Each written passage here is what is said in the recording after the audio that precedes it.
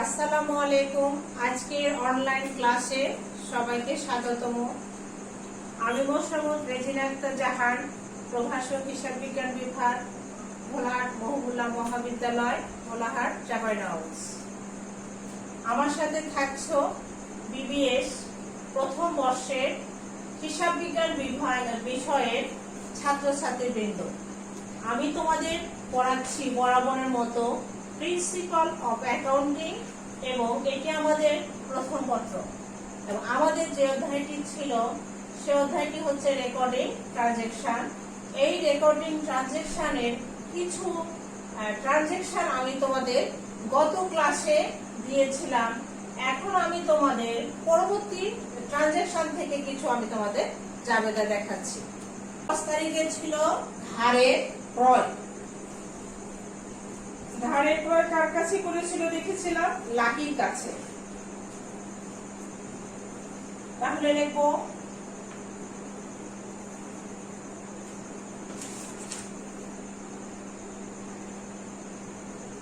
এখানে আমার বলা ভুল হয়েছে, এটি ক্রয় ছিল না, বিক্রয়। যেমন বলা হচ্ছে sold good to Lucky and company. Lucky কোম্পানির কাছে বিক্রি করা হয়েছে, এটি ক্রয় নয়। আমি তোমাদের ক্রয় বলেছিলাম, কিন্তু এটি আসলে ক্রয় নয়, এটি আমাদের বিক্রয়। তাহলে যেহেতু বিক্রয় হয়েছে, good sold to Lucky and company. Lucky and কোম্পানির কাছে আমরা দেখতে পাচ্ছি যে বিক্রি হয়েছে। আচ্ছা, আরেকটি লেনদেন মনে হয় ছাড়া পড়ে গেছে, আমি দেখি তো। আচ্ছা ঠিক আছে, 7 তারিখ ছাড়া পড়ে গেছে। 7 তারিখে আমাদের যে লেনদেন সেটি ছাড়া পড়ে গেছে, এটি আমি আগে রেকর্ড করি। 7 তারিখে বলা হচ্ছে ক্যাশ সেলস, নগদ বিক্রয়। নগদ বিক্রয় 4000 টাকা। যেহেতু নগদে বিক্রয় হয়েছে, নগদে বিক্রি করলে টাকা আসবে, cash debit, sales credit. Cash আমাদের সম্পত্তিবাচক হিসাব সর্ব অবস্থায়। ক্যাশ আমাদের সম্পত্তিবাচক হিসাব সর্ব অবস্থায়। সেলস আমাদের সর্ব অবস্থায় একটা হিসাবে বিবেচনা আমরা করতে পারবো না, সেজন্য আমি সেলসের পাশে কিছু লিখলাম না। কারণ সেলসকে কখনো রেভিনিউ হিসাবে চিহ্নিত করা হয়, কখনো আয় হিসাবে, কখনো আমাদের সম্পত্তি চলে যাওয়া হিসাবে। সেজন্য আমি এখানে সেলসের পাশে কিছু লিখছি না, ফাঁকা রাখছি। কারণ এটাকে যে দিক থেকে ধরা হবে ধরে আমরা জাবেদা দিতে পারবো। আর যেমন ক্যাশটা আমাদের চেঞ্জ হবে না, ক্যাশ সর্ব অবস্থায় সম্পত্তি, সেজন্য ক্যাশের পাশে আমি দিয়ে দিলাম ক্যাশ প্লাস। অর্থাৎ বিক্রি করার ফলে ব্যবসায় কি এসছে? বিক্রি করার ফলে ব্যবসায় এসছে নগদ টাকা। কত নগদ টাকা আসলো ব্যবসায়ে? 4000 টাকা আসলো বিক্রি করার ফলে। এখন আমরা এটি ব্যাখ্যা লিখব। Goods sold for cash. ক্যাশে পণ্য বিক্রয় হিসাব মুক্তি হইল, কিংবা নগদ বিক্রয় লিপিবদ্ধ করা হইল। তাহলে এখানে আমরা নগদ বিক্রয় দেখেছিলাম। নগদ বিক্রয় ছিল, ট্রানজেকশন ছিল আমাদের 7 তারিখে। 7 তারিখ অনুযায়ী আমরা যেহেতু বিক্রি করেছি ব্যবসায়ের মালিক, নগদ বিক্রি, এই বিক্রি করার ফলে ব্যবসায়ের মালিকের নগদ টাকা এসেছে ব্যবসায়। ব্যবসায় নগদ টাকা আসার জন্য ক্যাশকে কি করা হলো? প্লাস করে দেওয়া হলো, অর্থাৎ ক্যাশের আগমন ঘটেছে ব্যবসায়। অথবা ক্যাশ বৃদ্ধি পেয়েছে, সম্পত্তি বৃদ্ধি পেয়েছে, সেজন্য সম্পত্তির মূল্য বৃদ্ধি পেলে উক্ত সম্পত্তিকে আমরা করে দেই ডেবিট। এরপরে পরের লেনদেন আমরা চলে যাব। পরের লেনদেনটি আমি যেটা তোমাদের কিছুক্ষণ আগে পড়েছিলাম, আমার একটি লেনদেন ছাড়া পড়ে গেছিল এই 7 তারিখ। এই 7 তারিখের আগে আমি কিন্তু 10 তারিখ করে ফেলেছিলাম। এই 10 তারিখটি এখন আমি আবারও বলছি। এই 10 তারিখে লাকির কাছে বিক্রি করা হয়েছে লাকির কাছে পণ্য বিক্রি করা হয়েছে এবং এখানে আমাদের উল্লেখ নাই যে এটি আমাদের নগদ না ধারে, যেহেতু ক্যাশকে নির্দিষ্ট করা নাই এবং ব্যক্তিকে নির্দিষ্ট করা আছে যে লাকির কাছে বিক্রি করেছে। অ্যাকাউন্টিং এর যে আমাদের সূত্র, সেই সূত্র অনুযায়ী ক্যাশ যখন নির্দিষ্ট না থাকবে, কোনো ব্যক্তিকে নির্দিষ্ট করে দেওয়া হবে, তখন সেটিকে আমরা ধরে নিব ধারে লেনদেন। তাহলে এখানে আমাদের ধারে বিক্রি হয়েছে। ধারে বিক্রি হলে আমরা কি লিখে থাকি? আমরা কিন্তু ইন্টারমিডিয়েটে যেটি শিখেছি সেটিকে আমি এখানে ইংলিশে লিখে দিচ্ছি। ইংলিশে লিখছি account receivable.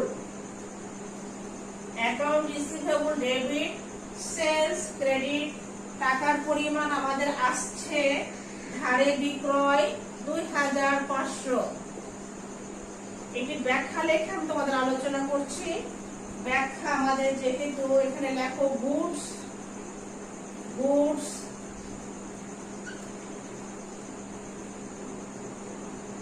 Goods sold, goods sold, sold হয়েছে goods sold on credit. On credit মানে ধারে to Lucky, to Lucky and company. Lucky and কোম্পানির কাছে ধারে বিক্রয় হয়েছে। আমরা দেখলাম যে গুডস সোল্ড হয়েছে, নির্দিষ্ট করে বলা নাই, ক্যাশ কথা লেখা নাই। যেহেতু ক্যাশ লেখা নাই, তাহলে এই লেনদেনটি আমাদের কি লেনদেন? ধারে লেনদেন। ধারে বিক্রয়, ধারে বিক্রি হয়েছে। যদি নগদ বিক্রি হতো তখন ক্যাশ লিখতাম। ধারে বিক্রয়ের জন্য অ্যাকাউন্ট রিসিভেবল লিখলাম। এই অ্যাকাউন্ট রিসিভেবলও কিন্তু সম্পত্তি। তাহলে অ্যাকাউন্ট রিসিভেবল আমরা কি শিখেছি ইন্টারমিডিয়েটে? ইন্টারমিডিয়েট শিখেছি বিবিধ দেনাদার অথবা প্রাপ্য হিসাব। বিবিধ দেনাদারের ইংরেজি কি এখানে আসছে দেখতে পাচ্ছি। বিবিধ দেনাদারের ইংরেজি আমরা দেখতে পাচ্ছি এখানে প্রাপ্য হিসাব অথবা বিবিধ দেনাদারকে আমাদের ইংরেজিতে লেখা হয় অ্যাকাউন্টস রিসিভেবল। তাহলে account receivable debit sales credit. ধারে বিক্রয় হয়েছে, তাহলে যেহেতু এটি সম্পত্তিবাচক হিসাব, এটি সম্পত্তিবাচক হিসাব, এটি অনগদ, এটি অনগদ সম্পত্তি। কারণ এই অ্যাকাউন্ট রিসিভেবল, অ্যাকাউন্ট রিসিভেবলের টাকা ভবিষ্যতে ব্যবসায়ের মালিক পাবে, অনগদ সম্পদ। সেজন্য পাশে অ্যাসেট লিখে তোমাদের বোঝানোর জন্য দিয়ে দিলাম, যেন তোমরা এই ছক থেকে বুঝতে পারো যে আমাদের কোনটি অ্যাসেট কোনটি লায়াবিলিটি। তাহলে এখানে আমাদের অ্যাসেটটি কি নির্দেশ করলো? এখানে অ্যাসেট আমাদের নির্দেশ করছে অ্যাসেট বৃদ্ধি, অ্যাসেটের আগমন, অ্যাসেট ইনক্রিজ। তাহলে আগমন ঘটলে, অ্যাসেট বাড়লে, অ্যাসেটের মূল্য বৃদ্ধি পেলে আমরা পূর্বের মতো এখানে লিখে ফেললাম ডেবিট 2500 টাকা। আর সেলস, সেলসকে আমরা এটাকে দুই ভাবে চিহ্নিত করতে পারি আয় হিসাবে, যে বিক্রি করার ফলে আয় হতে পারে। যদি আয় হয়, আয়ের সূত্র প্রয়োগ করব। আবার অন্যদিকে আমরা ধরে নিতে পারি যে বিক্রি করার ফলে ব্যবসা থেকে সম্পত্তি চলে গেছে। তাহলে সম্পত্তি যদি চলে যায়, তাহলে সম্পত্তি চলে গেলে সম্পত্তির মূল্য হয় ক্রেডিট।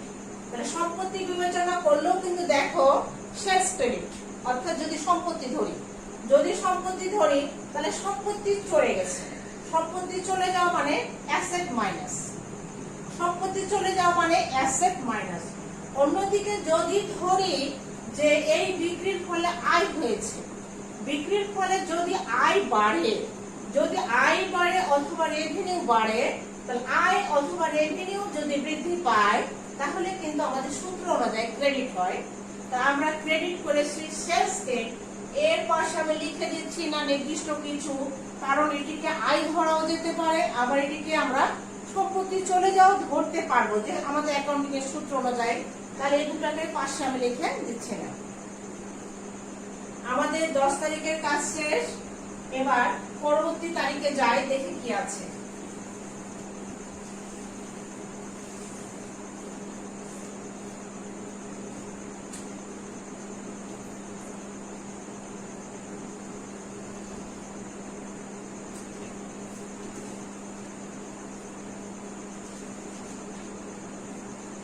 পরবর্তী তারিখে বলা হচ্ছে পরবর্তী তারিখ 15। পেড অন অ্যাকাউন্টস পেয়েবল 2000 টাকা। এটা বাংলা বলি যে বিবিধ পাওনাদারদিগকে পরিশোধ করা হলো। বিবিধ পাওনাদারদিগকে 2000 টাকা পরিশোধ করা হলো, অর্থাৎ ব্যবসার মালিক দেনা পরিশোধ করলো। ব্যবসার মালিক দেনা পরিশোধ করলো কত টাকা? 2000 টাকা। এখানে লিখবো accounts payable. Accounts payable debit cash credit. Cash credit. এখানে আমরা ব্যাখ্যা লিখবো cash paid, cash paid to the creditors. Creditors কত টাকা পরিশোধ হচ্ছে? 2000 টাকা। বিবিধ পাওনাদারদিগকে 2000 টাকা পরিশোধ করা হলো, অথবা প্রদেয় হিসাবে 2000 টাকা পরিশোধ করা হলো। তাহলে আমরা এর আগে দেখেছি যে বিবিধ পাওনাদার অথবা প্রদেয় হিসাব আমাদের দেনা। যেহেতু দেনার আমি সাংকেতিক চিহ্ন দিচ্ছি এল। এল হচ্ছে লায়াবিলিটি। এল হচ্ছে লায়াবিলিটি। আমরা কি দেখতে পাচ্ছি? এখানে দেনা শোধ করার ফলে ব্যবসায়ের মালিকের দেনা কমে যাচ্ছে, ব্যবসায়ের মালিকের দায় মুক্তি ঘটছে। ব্যবসায়ের মালিকের যেহেতু দায় মুক্তি ঘটছে, সেজন্য লায়াবিলিটিকে মাইনাস করে দিলাম।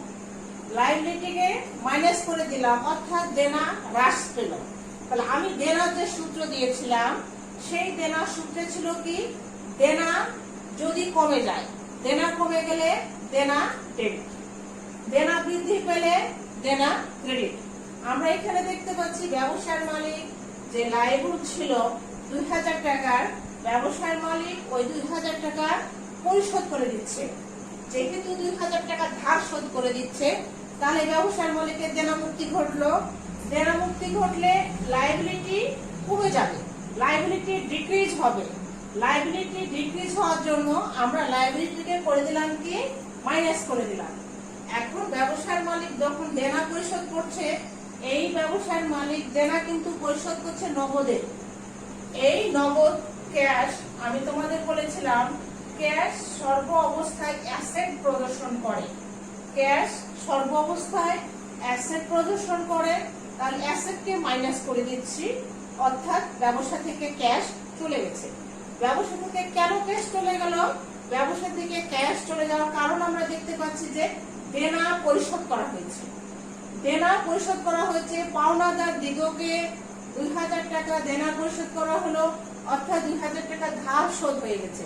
একদিকে ব্যবসায়ের মালিকের দায় কমে গেছে, অন্যদিকে কি হয়েছে? অন্য থেকে ক্যাশ চলে গেছে ব্যবসা থেকে। আমরা জানি অ্যাকাউন্টিং এর যে আমাদের সূত্র, সেই সূত্র অনুযায়ী প্রত্যেকটা লেনদেন দুইটি পক্ষকে প্রভাবিত করে। একটি যদি ডেবিট হয়, আর একটি আমাদের হবে ক্রেডিট। পরবর্তী আমি তোমাদের ট্রানজ্যাকশনে চলে যাই।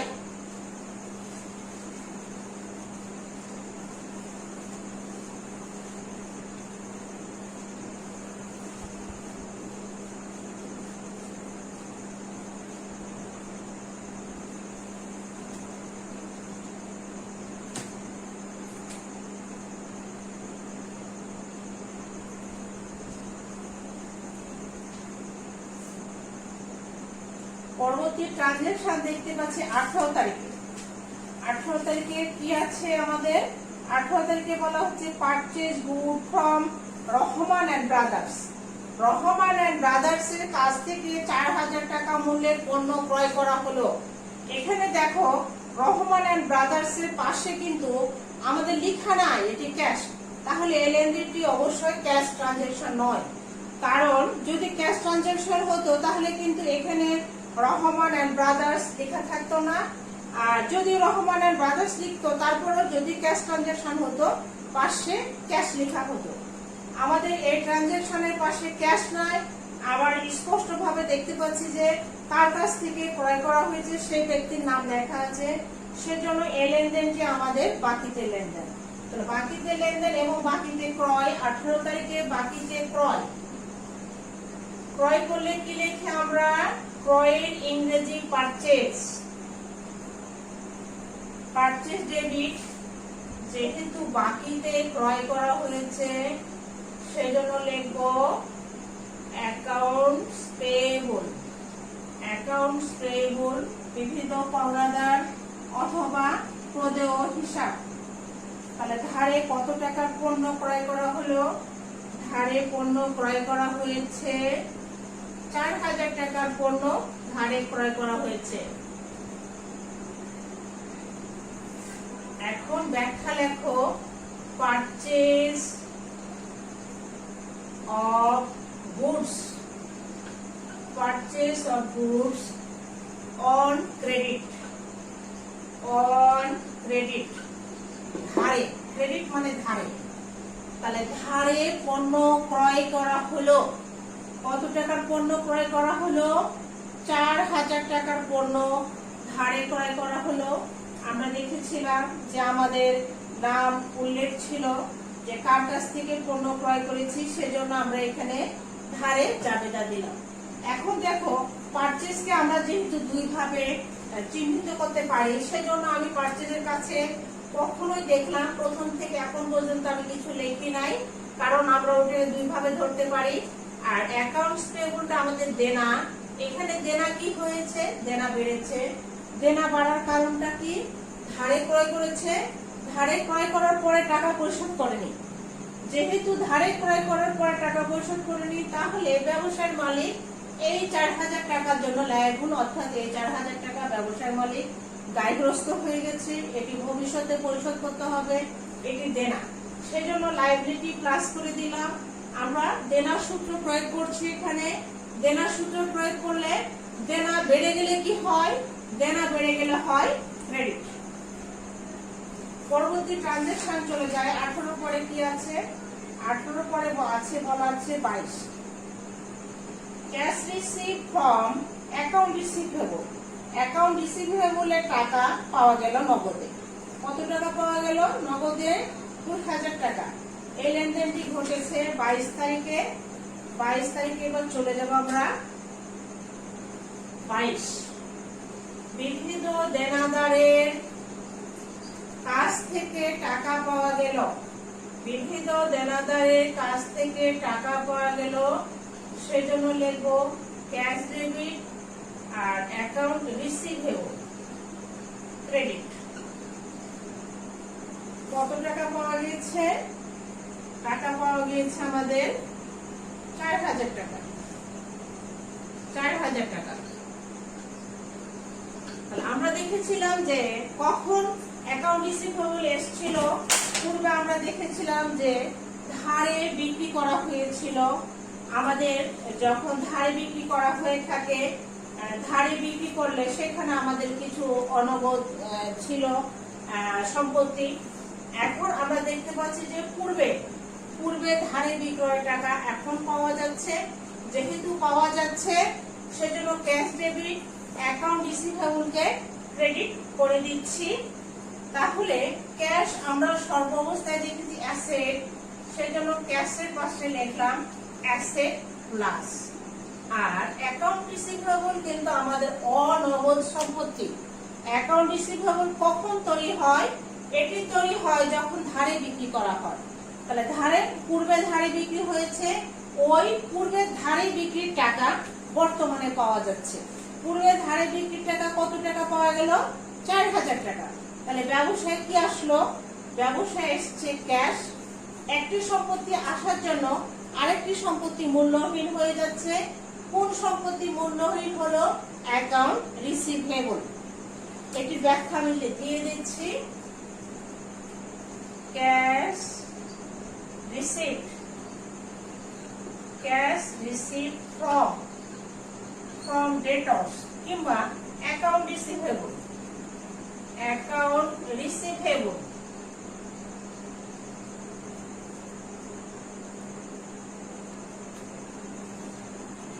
দুইটি জাবেদা আছে, আমি জাবেদা কমপ্লিট করে দেই।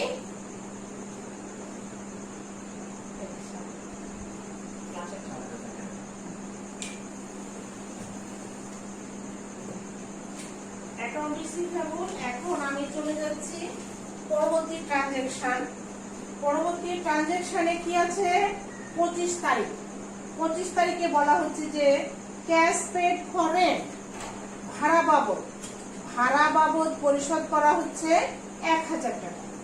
তাহলে ভাড়া কোন জাতীয় হিসাব? তোমরা ইন্টারমিডিয়েটে শিখেছো ভাড়া। ভাড়া কিন্তু খরচ, অর্থাৎ এটা ব্যয়ের কলামে আসবে। ব্যয়ের সূত্র প্রয়োগ করব। আমি ব্যয়ের সূত্র কি লিখে দিয়েছিলাম? ব্যয়ের সূত্র দিয়েছিলাম যে খরচ বৃদ্ধি পেলে ডেবিট, খরচ কমে গেলে উক্ত খরচ ক্রেডিট হয়। এখানে আমরা দেখতে পেলাম ভাড়া পরিশোধ করা হচ্ছে। তাহলে ভাড়া খরচ জাতীয় হিসাব। ভাড়া যেহেতু খরচ জাতীয় হিসাব, সেজন্য আমরা এখানে কি লিখব? Rent expense. Rent expense. এখানে কি হচ্ছে? আমাদের এখানে এক্সপেন্স কি হলো? এক্সপেন্স বৃদ্ধি পেল। এক্সপেন্স বৃদ্ধি পেল। ভাড়া যেহেতু নগদে পরিশোধ হচ্ছে, তাহলে rent expense debit, cash credit. Cash কোন জাতীয় হিসাব? ক্যাশ আমাদের সম্পত্তিবাচক হিসাব। এবার কত টাকা ভাড়া পরিশোধ করা হয়েছে? ভাড়া পরিশোধ করা হয়েছে 1000 টাকা। ভাড়া বাবদ 1000 টাকা পরিশোধ করা হয়েছে। ভাড়া আমাদের সম্পত্তিবাচক ভাড়া আমাদের খরচ। ভাড়া আমাদের খরচ, সেজন্য এক্সপেন্স প্লাস করে দিলাম, কারণ এখানে আমাদের খরচ বৃদ্ধি পেয়েছে। খরচ বৃদ্ধি পেলে খরচের সূত্রে চলে যাব। খরচ বৃদ্ধি পেলে খরচ হয় ডেবিট। এই যে ভাড়া দেওয়া হয়েছে, এই ভাড়া দেওয়ার জন্য ব্যবসা থেকে কি হয়েছে? নগদ টাকা চলে গেছে। নগদ টাকা যেহেতু চলে গেছে, ক্যাশকে ক্রেডিট করে দিলাম। তাহলে এই এর পাশে, এ মানে অ্যাসেট চিহ্নিত করেছি, এর পাশে মাইনাস লিখে দিলাম। তাহলে এখানে ব্যাখ্যা লিখে দিই।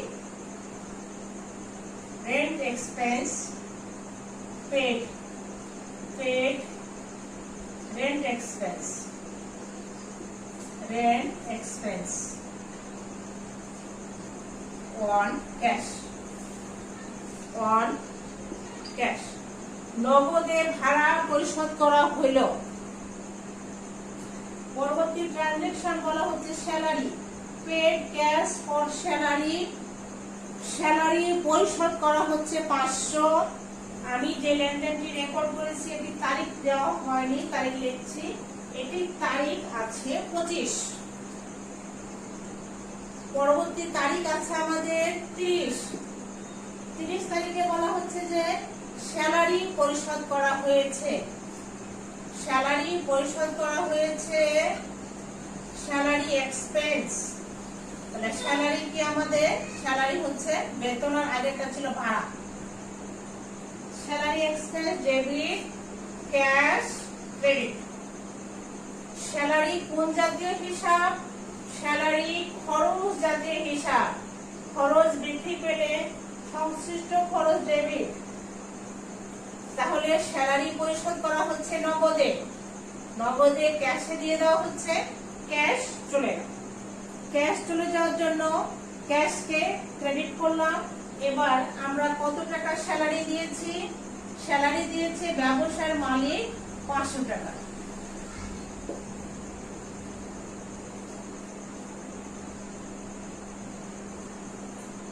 ব্যাখ্যা লিখি।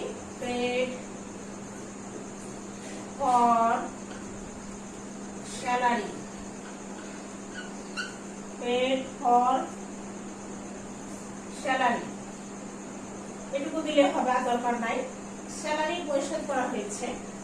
এখন আমি তোমাদের দেখাচ্ছিলাম কিভাবে জাবেদাভুক্ত করতে হয়।